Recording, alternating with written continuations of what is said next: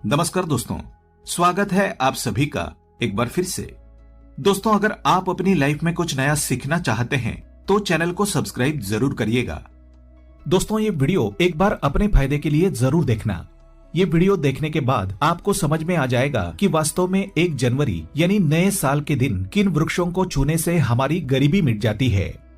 दोस्तों, आज के इस वीडियो में हम आपको 3 खास वृक्षों के बारे में बताएंगे। तीनों में से किसी भी एक वृक्ष को अगर आप छू लेते हैं तो तत्काल आपकी गरीबी मिट जाएगी। इन पर आपको एक भोग भी चढ़ाना है। सारी जानकारी आपको इस वीडियो में बताएंगे, तो वीडियो में कंटिन्यू बने रहना। देखिए, हमारे हिंदू धर्म में पेड़ पौधों को देवी देवता मानकर, देव स्वरूप मानकर हम इनकी पूजा करते हैं। और साइंस भी कहता है कि पेड़ पौधे मनुष्य को फ्री में प्राणवायु प्रदान करते हैं। बिल्कुल ही सत्य है, पेड़ पौधे हमें फ्री में प्राणवायु प्रदान करते हैं। पेड़ पौधे हमें ऑक्सीजन देते हैं। हमारे द्वारा निकाले जाने वाले कार्बन डाइऑक्साइड और हर अशुद्ध, हर खराब वायु को अपने अंदर ग्रहण करते हैं। पेड़ पौधे स्वयं तेज धूप में तपते हैं और मनुष्य को शीतल छाया प्रदान करते हैं। पेड़ पौधे हमें कई प्रकार के फल, फूल और जलाने के लिए लकड़ी भी प्रदान करते हैं। हमारे शास्त्रों में पेड़ पौधों को बहुत ही गुणकारी कहा गया है। अनेक बीमारियों का फ्री में उपचार पेड़ पौधों के माध्यम से, जड़ी बूटी के माध्यम से हम कर सकते हैं। दोस्तों, भगवान कृष्ण ने भी पेड़ पौधों को बहुत ही महत्व दिया था। पीपल के वृक्ष को वृक्षों का राजा कहा जाता है, क्योंकि पीपल वृक्ष की आयु अन्य वृक्षों की तुलना में बहुत अधिक होती है। भगवान कृष्ण ने भी स्वयं गीता में कहा है, मैं वृक्षों में पीपल का वृक्ष हूँ, क्योंकि स्वयं पीपल के वृक्ष में भगवान विष्णु और माता लक्ष्मी जी निवास करती है। तो आपको नए साल के दिन कौन सा सटीक उपाय करना है, आज की अगर आप वीडियो देखेंगे तो समझ जाएंगे। आज के वीडियो का विषय बहुत ही सुंदर है। केवल आपको नए साल के दिन इनमें से किसी वृक्ष को छू करके आ जाना है। आपकी गरीबी, रोग, दोष और समस्त विकार समाप्त हो जाएंगे। दोस्तों, हमारे धर्म में ऐसे अनेक वृक्ष बताए गए हैं जो कल्याणकारी और मंगलकारी है। ये वृक्ष मनुष्य के सभी प्रकार के कष्टों को दूर करते हैं, परेशानियों को दूर करते हैं और दूर करने में सामर्थ्यवान भी है। तो आज की इस वीडियो में हम ऐसे 3 पवित्र वृक्षों के बारे में बताएंगे जिन्हें आपको नए साल के दिन शाम के समय में छू करके आना है। और साथ में आपको एक कपूर और एक लौंग रखनी है। हमने यही जानकारी नवरात्रि के समय भी बताई थी, लेकिन उस समय में हमने आपको टोटके नहीं बताए थे। अब हम आपको टोटके भी बता रहे हैं कि आपको एक कपूर और एक लौंग वहाँ पर रखकर उस वृक्ष के नीचे जलानी है और वृक्ष को भोग भी लगाना है। फिर आप वृक्ष को अपनी समस्या बोलेंगे तो शीघ्र ही आपकी गरीबी मिट जाएगी। बहुत ही अच्छी, सटीक, फायदेमंद जानकारी है। और आपको भोग स्वरूप इसमें क्या लगाना है वो भी जानकारी इस वीडियो में विस्तार से बताएंगे। लेकिन दोस्तों, उससे पहले आपसे रिक्वेस्ट करते हैं कि वीडियो को लाइक जरूर करिएगा, दोस्तों को शेयर कर दीजिएगा। और अगर आपने अभी तक चैनल को सब्सक्राइब नहीं किया है तो चैनल को सब्सक्राइब करके बेल आइकन जरूर दबाइएगा। और सच्चे हृदय से कमेंट बॉक्स में लिखना ना भूलें, जय माता लक्ष्मी। नए साल की हार्दिक शुभकामनाएं। देखिए, अगर आप कठिन परिश्रम करने के बाद भी एक दिन में 100 से 200 रुपए ही कमा रहे हैं और वहीं एक व्यक्ति कम मेहनत करके 2000 कमा रहा है, तो कौन अच्छा है, 2000 कमाने वाला या 100 रुपए कमाने वाला? दोस्तों, 2000 रुपए कमाने वाला व्यक्ति कई प्रकार के उपाय करके सारी चीजों को, पैसों को तेजी से खींचने का काम करता है। दोस्तों, हम अपने चैनल के माध्यम से आप सभी लोगों को अच्छी अच्छी जानकारी बताते रहते हैं। कई लोग हमें कमेंट करके पूछते हैं, गुरुजी, हमें एक वक्त की सही तरीके से रोजी रोटी नसीब नहीं हो पाती। हमारे पड़ोसी लाखों रुपए कमा रहे हैं, तो क्या इसमें हमारे भाग्य की गलती है? देखिए, भाग्य को आप मेहनत के द्वारा दूर कर सकते हैं, लेकिन पूर्व के समय में हमारे द्वारा किसी भी प्रकार की अनहोनी हो गई होती हो या किसी भी प्रकार का हमारी कुंडली में दोष लग गया हो, तो उसे दूर करने का काम करते हैं ये पेड़ पौधे। दोस्तों, अगर आप नए साल के दिन इन 3 वृक्षों में से किसी एक को जाकर छू लेते हैं तो आपके जीवन में जो दोष लगे हैं, आपके जीवन में किसी भी प्रकार का आपको श्राप लगा है, हाय लगी है, बद्दुआ लगी है, तो उसे ये पेड़ पौधे अपने अंदर में खींच लेते हैं। ये अपने अंदर खींचकर अपनी डाली को आपकी बद्दुआ सोखकर अपनी छोटी सी डाली को तोड़ देते हैं। यानी कि इनकी छोटी सी डाली सूख जाती है और आपकी बद्दुआ के कारण जो सामने वाले ने बद्दुआ दी थी, तो आप जब छूकर आते हैं इन वृक्षों को तो आपकी बद्दुआ इन वृक्षों में चली जाती है। इनकी एक डाली सूख जाती है। आप देख लेना। आप खुद देखना, इस वृक्ष को छूते ही लेकिन किसी शुभ अवसर पर या फिर नए साल पर आपके जीवन में ऐसा परिवर्तन आएगा कि उसी समय से आपके काम बनने शुरू हो जाएंगे। तो चलिए हम आपको वृक्षों के बारे में बताते हैं। ये बात पहले वाले वीडियो में भी बता चुके हैं नवरात्रि के समय में कि जो पारिजात का वृक्ष होता है इसे बहुत ही उत्तम कल्याणकारी वृक्ष माना जाता है।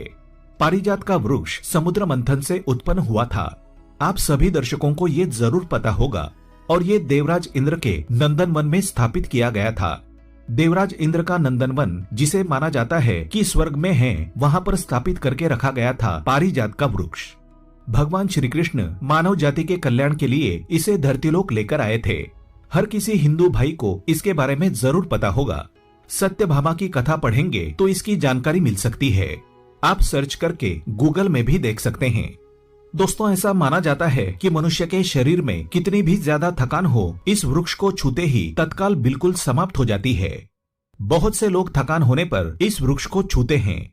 बड़े बड़े राजनीति से जुड़े लोग हैं, धर्म क्षेत्र से जुड़े हुए हैं, वे सारे लोग ये जानकारी साझा भी करते हैं। दोस्तों, इस वृक्ष के समीप आपको नए साल के दिन जाना है और वहाँ पर आपको घी का दीपक जलाना है। अगर आप घी का दीपक जलाने में समर्थ नहीं है तो कोई बात नहीं, आप कोई भी तेल का दीपक जला सकते हैं। सरसों के तेल का दीपक जला सकते हैं। आपको क्या करना है, एक लौंग रखनी है और एक कपूर रखना है। फिर आपको मनोकामना बोलनी है कि हे वृक्षराज, आप हमारी ये मनोकामना पूर्ण करें। आप अपनी जो भी मनोकामना है वहाँ पर बोल दें। फिर उस वृक्ष को आपको छूना है और छूने के बाद पारिजात के वृक्ष को मक्खन का भोग लगाना है। दोस्तों, पारिजात के वृक्ष पर स्वयं भगवान विष्णु जी और माता लक्ष्मी जी निवास करते हैं। शास्त्रों के अनुसार इसे भगवान कृष्ण के स्वरूप माना गया है, क्योंकि भगवान कृष्ण ने मानव जाति के कल्याण के लिए पारिजात के वृक्ष को नंदन वन से लाया था। तो इसे छूते ही अगर आपके जीवन में किसी भी प्रकार की हाय लगी हो, बद्दुआ लगी हो, किसी की बुरी नजर लगी हो, जिसके कारण आपके बंद किस्मत के ताले खुल नहीं रहे हैं और आप चाहते हैं कि आपके बंद किस्मत के ताले खुल जाएं, आपकी हाय बद्दुआ कट जाएं, शनि दोष लगा हुआ है तो वो कट जाएं, तो इस वृक्ष को छुएं और आपको अपनी प्रार्थना बोलनी है कि हमारी हाय बद्दुआ और शनि दोष को मिटाएं, हमारी गरीबी को मिटाएं। इस प्रकार वृक्ष को छूते हुए आपको प्रार्थना करनी है। फिर एक कपूर वहाँ जलाना और उसके ऊपर एक लौंग डाल देना और फिर आपको मक्खन का भोग यहाँ लगा देना है। आप देखना, बिल्कुल उसी टाइम से आपको शरीर हल्का लगना शुरू हो जाएगा। आपकी हाय बद्दुआ मिट जाएगी। अब आप में से अधिकतर लोग बोलेंगे कि गुरुजी, हमारे घर के आसपास कोई पारिजात का वृक्ष नहीं है, तो हम क्या करें? तो चलिए हम दूसरा वृक्ष बताते हैं। तो दूसरा वृक्ष है गुलर का वृक्ष। गुलर के वृक्ष को हम क्यों इतना उत्तम बताते हैं? क्योंकि गुलर के वृक्ष को स्वयं भगवान नरसिंह देव का वरदान प्राप्त है। गुलर के वृक्ष को नरसिंह देव ने स्वयं वरदान दिया है कि आपके वृक्ष पर, हे वृक्षराज, मैं और माता लक्ष्मी निवास करेंगे। ऐसा भी कहा जाता है कि गुलर के वृक्ष के पास से अगर मुर्दे को ले जाया जाए तो उसके सारे पुण्य को ये वृक्ष खींच लेता है। आप में से बहुत सारे लोगों को लोक कथा जरूर पता होगी। तो गुलर के वृक्ष को भगवान नरसिंह देव ने बहुत सारे वरदान दिए हैं और वो आप लोगों के कष्ट भी हरेंगे। तो आपको करना क्या है? नए साल यानी 1 जनवरी के दिन सायंकाल के समय गुलर के वृक्ष के पास जाना है। वहाँ आपको घी का दीपक जलाना है। सामर्थ्य नहीं है तो आप सरसों के तेल का दीपक भी जला सकते हैं या तिल के तेल का दीपक भी जला सकते हैं। तिल के तेल का दीपक वैसे गुलर के वृक्ष के नीचे जलाया जाता है तो इसे बहुत ही शुभ माना जाता है। और आपको कपूर और एक लौंग को ऐसे जलाना है जैसे अभी हमने पहले बताया है, उसी प्रकार से जलाना है और इसे छूकर प्रार्थना करनी है। हे गुलर, हे वृक्षराज, हम आपसे प्रार्थना करते हैं, आपके वृक्ष पर स्वयं भगवान नरसिंह देव तथा माता लक्ष्मी जी विराजित है। हम प्रार्थना कर रहे हैं कि हमारी गरीबी, हमारी परेशानी या किसी की हमें हाय लगी है, बद्दुआ लगी है, किसी की बुरी नजर लगी है, हमारे घर में किसी को नजर दोष लगा है, तो उन सारे दोषों को समाप्त कर दीजिए। आप अपने अंदर में समाहित कर लीजिए, खींच लीजिए। इस प्रकार से आपको प्रार्थना करनी है। फिर गुलर के वृक्ष को आपको बताशे का भोग लगाना है। बताशे वहाँ आपको समर्पित कर देने हैं और उसी दिन आपको 5 गुलर के फल लाने हैं। ऐसा माना जाता है कि 1 जनवरी यानी नए साल के दिन जो व्यक्ति लाल रंग की चुनरी में गुलर के पके हुए फल को बांध कर ले आते हैं और इसे पूजा करने के बाद धन पेटी में रखते हैं, तो आजीवन ऐसे व्यक्ति के जीवन में, ऐसे व्यक्ति के घर में धन दौलत की कभी कमी नहीं होती। गुलर के वृक्ष को साक्षात माता लक्ष्मी के स्वरूप कहा गया है। गुलर के वृक्ष पर माता लक्ष्मी और नरसिंहदेव विराजमान रहते हैं, तो आपको केवल यही काम करना है। आपको प्रार्थना बोलते हुए इसे छूना है और जो हम प्रक्रिया बता रहे हैं वही प्रक्रिया करनी है। इसके 5 फल जरूर ले आना और लाकर नए साल के दिन पूजा पाठ करने के बाद आपको इसे अपने धन स्थान में जरूर रखना है। आजीवन आपको धन की कमी महसूस नहीं होगी। दोस्तों चलिए अब आप लोगों को इसके बाद तीसरा पौधा बता देते हैं। तीसरा वृक्ष है बेल का वृक्ष। दोस्तों ये जो बेल का वृक्ष है माता पार्वती का स्वरूप बताया गया है। ये माता पार्वती के पसीने से उत्पन्न हुआ है। स्कंद पुराण में बहुत ही स्पष्ट तरीके से बताया गया है। इसके पत्ते में शिव, डाली में पार्वती, जड़ में ब्रह्मा और तन में विष्णु जी स्वयं रहते हैं। ऐसा माना जाता है कि शिव मंदिर के समीप जो बेल का वृक्ष है उसके नीचे अगर कोई भी व्यक्ति अगर नए साल के दिन संध्या काल में घी का दीपक जला देंगे तो इसे बहुत ही उत्तम माना जाता है। अगर आप वहाँ ऐसा दीपक जलाते हैं तो आपको धन, गुण और परम शिव कृपा की प्राप्ति होती है। दोस्तों इस वृक्ष को छूने से पाप तत्काल नष्ट हो जाते हैं। कैसा भी आपके जीवन में पाप हो दूर हो जाता है। दोस्तों जो बेल का वृक्ष है इसे बहुत ही सौभाग्यकारी, कल्याणकारी बताया गया है। माता लक्ष्मी को भी बेल के वृक्ष का अवतार लेना पड़ा था। क्यों माता लक्ष्मी को बेल के रूप में अवतरित होना पड़ा था, हम इसके बारे में भी एक कथा आपको बताएंगे। तो आप नए साल के दिन इस वृक्ष के नीचे हो सके तो घी का दीपक जरूर जलाएं। घी का दीपक यहाँ जलाना बहुत ही उत्तम माना जाता है। अन्य वृक्षों को जैसे आपने मक्खन चढ़ाया, बताशे का भोग लगाया, वैसे यहाँ भी भोग लगाना है। बेल के वृक्ष को माता पार्वती तथा भगवान शंकर के स्वरूप माना जाता है। बेल वृक्ष की जो जड़ होती है, इसका जो मूल भाग होता है, इसमें समस्त तीर्थ आकर निवास करते हैं। इसीलिए कहा जाता है कि सावन के महीने में अगर कोई व्यक्ति तीर्थ धाम नहीं जा सकते, तीर्थों के दर्शन नहीं कर पाते, तो ऐसे व्यक्ति बेल वृक्ष के नीचे अगर 1 महीने तक घी का दीपक जला लेते हैं तो संपूर्ण जितने भी तीर्थ होते हैं उनके दर्शन के समान पुण्य की प्राप्ति होती है।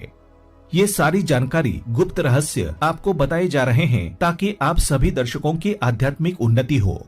हर किसी को धन की जरूरत नहीं होती, किसी को पुण्य की प्राप्ति की जरूरत होती है। कोई आध्यात्मिक उन्नति करना चाहते हैं, इसीलिए इस प्रकार की छोटी छोटी गूढ़ रहस्यों भरी जानकारी हम वीडियो में बताते हैं। दोस्तों अब करना क्या है, 1 जनवरी यानी नए साल के दिन इस वृक्ष को छूना है। माता पार्वती से प्रार्थना करनी है कि हे माता पार्वती, आप शक्ति स्वरूपा हो, लक्ष्मी हो, धन की देवी हो, आप ही संसार को चलाने वाली देवी हो। इस प्रकार से प्रार्थना करते हुए इस वृक्ष को छूना है और बोलना है मेरी गरीबी मिटाए, माता मेरी निर्धनता को मिटाएं, मेरे जीवन में चल रही परेशानियां, सारी परेशानियों को दूर करें। इस प्रकार प्रार्थना करते हुए आपको एक कपूर और एक लौंग को भी जला देना है। और एक काम जरूर करना है, जलाने के बाद इस वृक्ष को आपको बोलना है कि मैं भोग स्वरूप आपको धतूरे के पत्ते एवं धतूरे के फल समर्पित कर रहा हूँ, आप इनका स्वीकार करें। दोस्तों इस वृक्ष के जड़ के नीचे आपको धतूरे के फल रखने हैं और अगर पुष्प हैं तो पुष्प भी रख सकते हैं, फिर पत्ते रख दें और फिर वृक्ष को आपको छूना है, प्रार्थना करते हुए कि हमारी गरीबी मिटाएं, हमारी निर्धनता मिटाएं। बिल्कुल ही आपके जीवन में कभी गरीबी नहीं आएगी। और एक प्रार्थना जरूर करनी है, किसी की हाय लग गई हो, बदुआ लग गई हो, किसी का दोष लगा हो जिसके कारण हमारी आध्यात्मिक उन्नति नहीं हो पा रही हो, तो जो हाय, बदुआ और किसी का दोष लगा हो उसे तुरंत दूर करें। शनि, राहु, केतु का अगर दुष्प्रभाव लगा हो, 9 ग्रहों में से कोई ग्रह हमें पीड़ित कर रहा हो या फिर हमारे पूर्वजों द्वारा किसी भी प्रकार का हमें पितृदोष लगा हो तो वो दूर करें। क्योंकि दोस्तों पितृदोष लगने के कारण व्यक्ति की आत्मिक उन्नति भी नहीं हो पाती। तो आप बोलें कि समस्त प्रकार के दोषों को आप दूर करें, अपने अंदर में खींच लें और आप हमें दोष मुक्त कर दीजिए। तो इस प्रकार से आपको प्रार्थना करनी है। और एक काम आपको जरूर करना चाहिए नए साल के दिन। ये धर्मशास्त्रों में कहा गया है, बहुत सारे लोग भी बताते हैं, हमारे गुरुजी भी कहा करते थे, नए साल के दिन अगर बेलवृक्ष की जड़ में मिश्री मिला हुआ दूध अगर आप डालते हैं तो कहा गया है कि ऐसा व्यक्ति कभी निर्धन नहीं होता। ऐसे व्यक्ति के जीवन से किसी भी कारण से अगर लक्ष्मी रूठ चुकी हो तो रुष्टता छोड़कर उस व्यक्ति पर माँ लक्ष्मी प्रसन्न हो जाती हैं। ऐसे व्यक्ति के जीवन में धन का अभाव नहीं होता। ऐसे व्यक्ति फिर निरोग रहते हैं, उन्हें निरोग काया प्राप्त होती है। दोस्तों आप चाहते हैं तो यही क्रिया नीम के वृक्ष पर भी कर सकते हैं। नीम के वृक्ष पर माता लक्ष्मी निवास करती हैं, समस्त दैवी शक्तियां निवास करती हैं। नीम के वृक्ष पर आपको नए साल के दिन शाम के समय एक गिलास में या फिर एक तांबे के लोटे में दूध डालकर अभिषेक करना चाहिए। इनके जड़ में डालना चाहिए, लेकिन आपको मीठा दूध ही डालना है। मिश्री मिला हुआ दूध आपको चढ़ाना है, वृक्ष की जड़ में डालना है और गरीबी मिटाने की प्रार्थना करनी है। या फिर जिन लोगों पर कर्ज का भार है वो लोग बोल सकते हैं कि हमारे कर्ज का भार दूर हो। या फिर जीवन में जो किसी भी प्रकार की परेशानी है वो परेशानी भी बोल दें, वो परेशानी तत्काल ये वृक्ष समाप्त करते हैं और आपको इसे छू करके आ जाना है। दोस्तों, जनहित एवं जन कल्याण के लिए इस वीडियो को आगे शेयर जरूर करना। हो सकता है आपका एक शेयर किसी की जिंदगी को बर्बाद होने से बचा सके। और कमेंट बॉक्स में सच्चे हृदय से लिखना ना भूलें, जय माता लक्ष्मी। माता रानी आपकी सभी इच्छा अवश्य पूर्ण करें। आज के लिए बस इतना ही।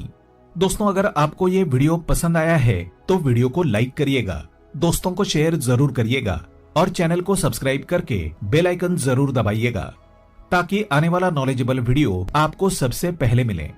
दोस्तों, मिलते हैं अगले वीडियो में, तब तक के लिए goodbye and thanks for watching my video.